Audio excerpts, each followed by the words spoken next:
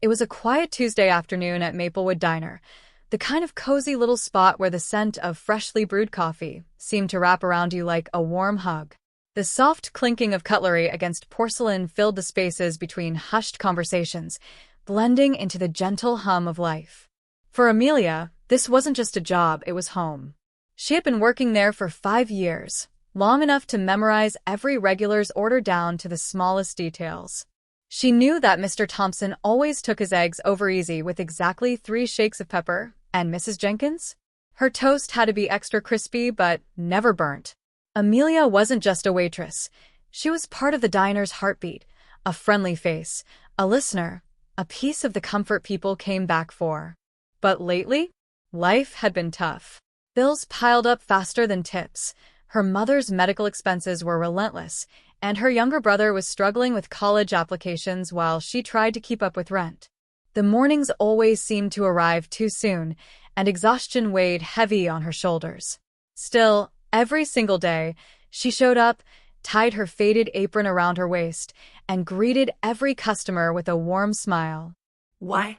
Because she believed deep down that kindness doesn't cost a thing.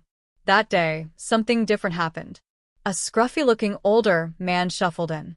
His coat was worn thin at the elbows, his shoes scuffed and tired from too many miles. He kept his gaze low, avoiding Mr. Grayson's sharp stare, the diner's strict manager who never missed a thing. "Coffee?" Amelia asked gently, her smile unwavering. The man hesitated, then nodded.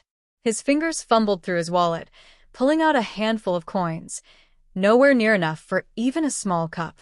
Mr. Grayson, who had been watching like a hawk, leaned in and muttered under his breath, "If he can't pay, he can't stay." Amelia hesitated, only for a second. Then, without breaking eye contact, she poured a steaming cup of fresh coffee and placed it in front of the man. She leaned in just slightly and whispered, "It's on me."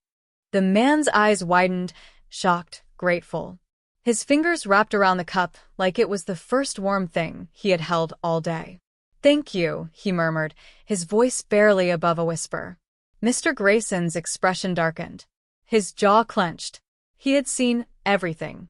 And as soon as the man stepped out, after thanking Amelia twice more, he stormed over. "You can't just give away food to people who can't pay. That's stealing from the diner." His voice was sharp, angry. Amelia stood her ground. Her voice was calm, yet firm. "It was just a cup of coffee, Mr. Grayson." He looked like he needed it. "That's not your decision to make," he snapped. "You're fired." Silence. The kitchen door creaked open. The cooks peeked out, frozen. A few customers had paused mid-bite, their eyes darting between Amelia and the furious manager. Her heart pounded. Hard. But she didn't back down. Tears burned behind her eyes, but she refused to let them fall. Instead, she reached behind her neck, untied her apron, and laid it gently on the counter. She looked at Mr. Grayson, her voice steady, but filled with meaning. "I hope one day you realize that kindness brings more to this diner than a few extra dollars ever could." And with that, she turned and walked out. The next day, something unbelievable happened. A sleek black car rolled up outside the diner. The door swung open, and out stepped a man. But not just any man. It was him, the scruffy man from the day before, except now, he was dressed in a sharp, tailored suit. His hair was neatly combed, his posture confident. He wasn't just some wandering soul looking for a warm drink. He was Richard Caldwell, the CEO of a nationwide restaurant chain. The very chain that owned Maplewood Diner. Mr. Grayson's face turned pale. His mouth opened, then closed, then opened again. Richard took a step inside, his presence commanding the room. And then he spoke. "I'd like to speak to Amelia." They found her at home, still shaken from losing her job, still wondering what she'd do next. But when she opened the door to see Richard Caldwell himself standing there, she froze. And then he smiled. "I don't just want to offer you your job back," he told her. "I want to give you a promotion." Amelia could barely breathe. But he wasn't finished. "I'm also covering your mother's medical bills. And your brother? Consider his college tuition paid for." Her hands trembled. Her voice failed her. The only words she could whisper were, "Thank you." But Richard? He simply shook his head. "No, Amelia.